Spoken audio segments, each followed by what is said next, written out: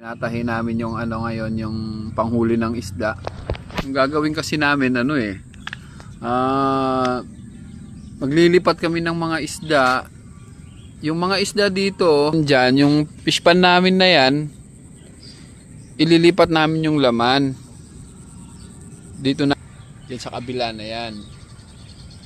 Kaso yung mga boy namin, wala pang gaano nagkakape pa. Itong nakaputi, inupahan pa namin to galing San Simon. Magaling daw mang isda to eh. May pakipalo po yung page niya, yung Toktiksay Fishery. Yun po, Toktiksay Vlog. Tapos itong isa naman, wala pa tong page. Bali gagawin po namin ngayong umaga,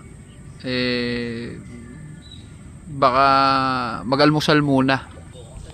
Ayan o. Maglilipat tayo ngayon. Panay na lang kami lipat. Pang ilang lipat na to kasi medyo malalaki na yung mga koi tsaka tilapia. Itong isa naman masarap ang tulog.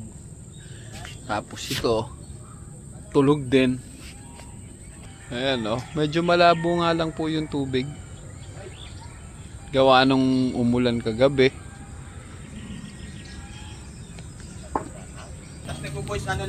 Ayan, lapit na. Saan tayo dadaan? Dito tayo. Okay guys, ayan. Babanat na kami. Ito taga Bicol tong isa na to eh. Ito yung kawatan sa Bicol ng manok.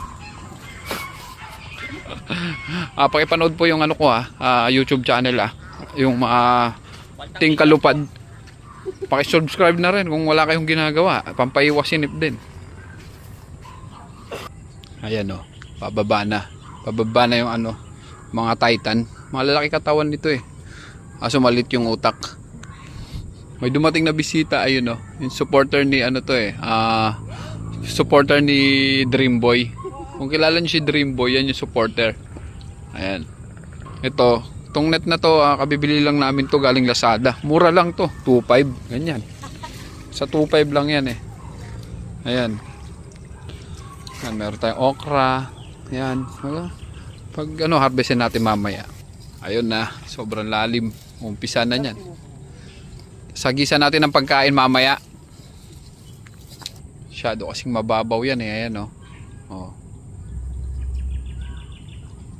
Dapat nagbabawas muna ng tubig.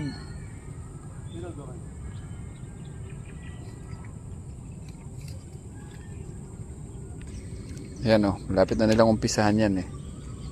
Ayan, mga ganyan tirada, yan eh, kakanayan. Yan. Yan o, sa malayo yung isa eh. Ewan ko sino yung isa.